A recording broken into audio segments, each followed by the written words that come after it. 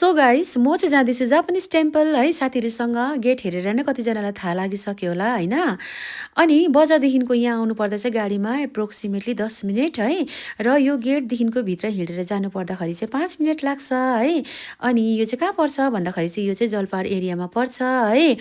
र यो चाहिँ दार्जिलिङको एउटा फेमस टुरिज्म प्लेस हो है। यहाँ चाहिँ टुरिस्टहरू पुरै घुम्नु आउँछ होइन। अनि यहाँको शान्त वातावरणले चाहिँ मनलाई एकदमै खुसी मिल्छ है।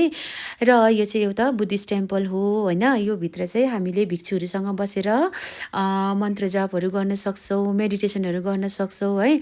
यहाँ आउने टुरिस्टहरूले पनि मेडिटेसनहरू गर्न सक्छ, मन्त्र जापहरू गर्न सक्छ है यहाँको भिक्षुहरूसँग बसेर। त्यसो गर्नाले चाहिँ मनलाई एकदमै शान्ति मिल्छ है। यहाँको पिसफुल इन्भाइरोमेन्टले चाहिँ मनलाई एकदमै शान्ति मिल्छ गाइस होइन, खुसी मिल्छ है। त्यही पनि आजको वेदर चाहिँ हेर्नु न कस्तो राम्रो भइरहेको छ है। एकदमै मजाले घाम लागिरहेको छ होइन। अनि यो गडेसियाले चाहिँ हेर्नु मजाले कोपिला लागिरहेको छ है। फुलेपछि त कस्तो राम्रो देख्छ होला होइन। अनि हामी चाहिँ तल दर्शन गरिराखेर चाहिँ फेरि माथि आयौँ गाइस है। अनि माथि आउँदैछु, मलाई चाहिँ यहाँ आएपछि त एकदमै खुसी लाग्छ गाइस है। म चाहिँ आइबस्छु र पनि धिकै मर्दैन है। हेर्नु न कस्तो राम्रो नजारा देखेको जापानिज टेम्पलको है। यसलाई चाहिँ जापानी पिस पगोडा पनि भनिँदो रहेछ है, पगोडा पनि भनिँदो रहेछ होइन। अनि माथिबाट चाहिँ हेर्नु न कस्तो राम्रो दृश्य देखेको गाइस है, कस्तो मजाको नजारा देखेको है। यहाँ चाहिँ टुरिस्टहरू पनि पुरै घुम्नु आइरहेको रहेछ होइन। हामी पनि कस्तो थाक्यो नि त, हिँडेरै आएको हामी चाहिँ है। हामीलाई चाहिँ निकै टाइम लाग्यो होइन, हिँडेर आएको। अनि एकछिन थकाइ माऱ्यौँ है। त्यसपछि चाहिँ फेरि हामी तल माथि गएर दर्शन गरिहालौँ ल भनेर माथि गयौँ है। साथीहरूलाई पनि आऊ है भन्दै माथि गयौँ होइन। अनि म चाहिँ यहाँ आएपछि चाहिँ एकदमै खुसी लाग्छ गाइस है। र यहाँ चाहिँ हामीले जुत्ता खोलेर जानुपर्ने हुन्छ है गाइस।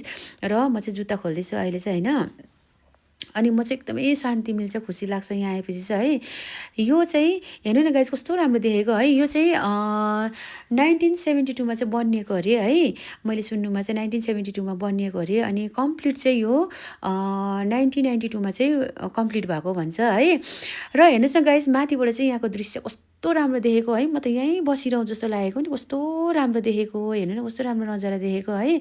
मलाई त कस्तो खुसी लागेको। अनि म चाहिँ एक राउन्ड लगाइहाल्छु, एक चक्कर लगाइहाल्छु भनेर चाहिँ यो पगोडा वरिपरि घुम्दैछु, यो उसको वरिपरि चाहिँ घुम्दैछु गाइस है। अनि साथीहरूलाई पनि आऊ है लु घुमेर मात्रै आऊ है भनेर म चाहिँ फटाफटी घुम्नु थालेँ गाइस है। यहाँ चाहिँ बुद्धको 4वटा मूर्तिहरू छ है वरिपरि है।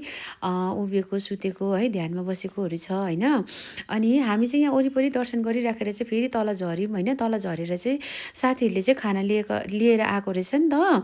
अनि फेरि हामी त अब त्यहाँ माथि बसेर त खानु दिँदैन नि त। अन्त त्यसले गर्दा चाहिँ तल आएर चाहिँ खानु बस्यौँ होइन। अनि यहाँ चाहिँ भैया पनि आएर चाहिँ हामीलाई हेर्नुहुँदै थियो है। अनि भैयालाई पनि केही खानेकुरोहरू दियौँ हामीले चाहिँ होइन।